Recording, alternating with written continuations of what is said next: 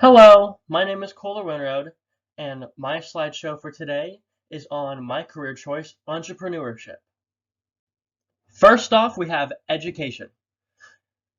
A degree is not necessarily needed to become an entrepreneur, but it can be very helpful as you will need to cover a lot of positions when you're starting off, since you will have little to no employees working for you. Degrees will also help you expand your knowledge so you can do those tasks until your business grows and you can hire people to conduct those tasks for you.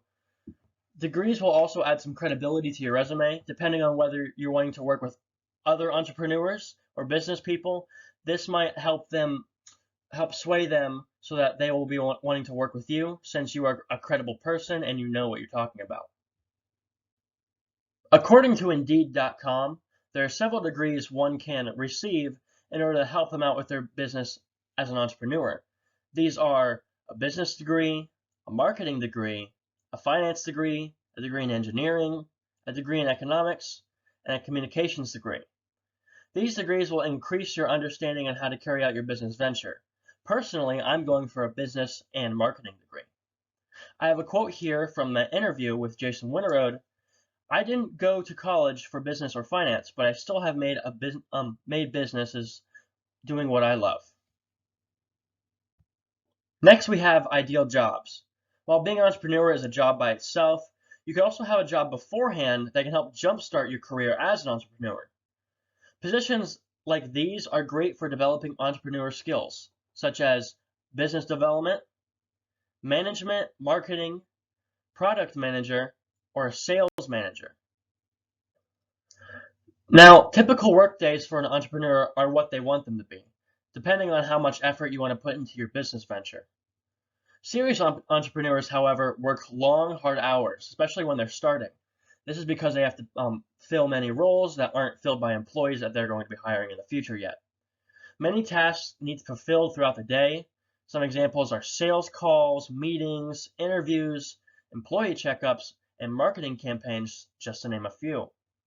Depending on what your business would be, these tasks and hours can vary drastically depending on what service or product you're offering. On Topper.com, they have what a typical workday for an entrepreneur would look like. On the screen, I have some of the highlights of what that workday would be. So from around 7 to 8 a.m., they would wake up and get ready for their workday. Around 10 a.m., they would communicate with potential clients or business associates about business-related materials such as sales or what the work week will look like. Around 12 p.m., they'll have lunch and meetings with employees. There could also be meetings with their clients or other associates. Around 1:30 p.m., all team meeting to get everyone up on what's going on with the company and what the work week will look like. Around 3 p.m., make time for emails, more in-person meetings.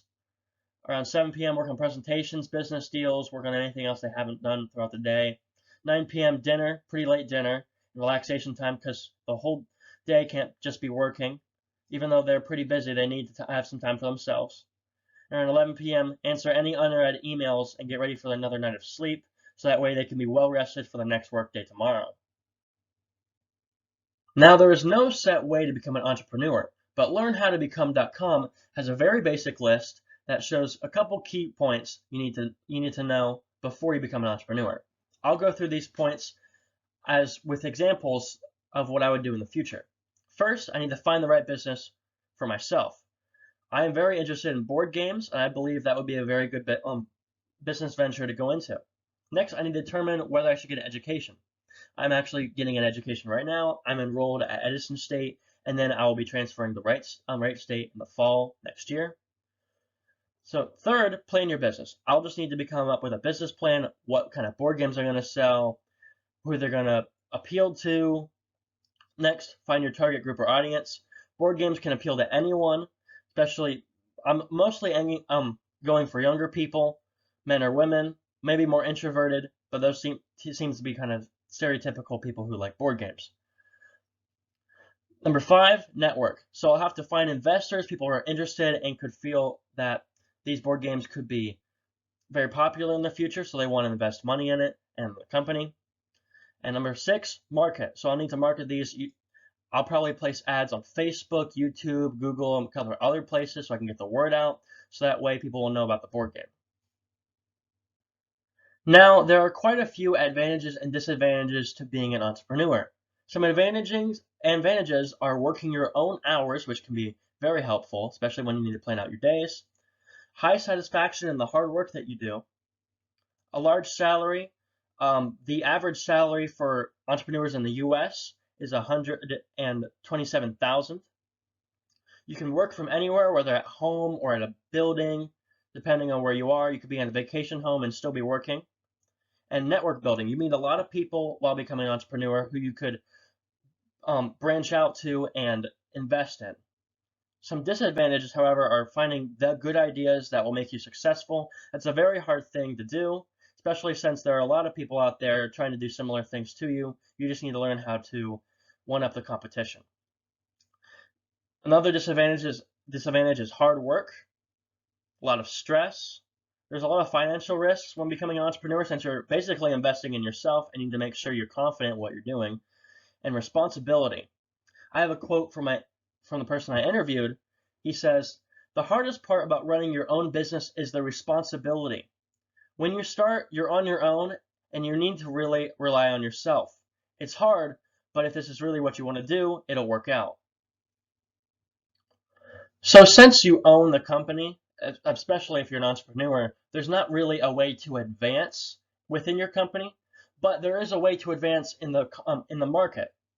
Now, I'll be using an example that I used a couple slides ago with the board game company. Now, there's a lot of competition in the board game industry, especially with Milton Bradley, Fantasy Flight, Hasbro, and Avalon Hill, to name a few. So some ways I would have to get an edge on the competition would be differentiate my product, which is one way I could advance. Now, that is a hard thing to do. You just have to have creative ideas for a board game, which takes a lot of critical thinking, creative thinking especially, but that is one way I could advance in the market. Now, from this class, there are 3 key things that I can use as an entrepreneur promoting my business. So giving presentations and speeches are a lot of things I'll have to do. I'll have to make proposals in the future to business associates and possible clientele who want to invest in my company. I'll have to solve communications problem within the companies, within my employees. Now, there's bound to be some communications problems starting out, but with the book, I can especially use that information to help solve those quickly and effectively. And finally, writing good or bad news messages. Startup businesses, they can fail pretty quickly, especially if they aren't handled correctly. And it would be a good idea to know how to break the bad news to your employees or anyone else who invests in your company in a good, effective way, so that way it doesn't come off as bad or as you're kicking them out. My last slide is dedicated to my interviewee, Jason Winterode, who is actually my father. He has started 2 businesses, W Bros, which is a construction company, and Healthy Home Exterior Cleaning, which is a power washing company. He has a 3rd startup in the mix, which is involving woodworking, such as custom pens, cutting boards, yard signs, and decorations. My final quote for him is, I quote, "Making a startup is all about what you find interesting and what you can do with it to give to others." Thank you so much for sitting through this presentation. I hope you enjoyed it, and I look forward to seeing any comments. Thank you.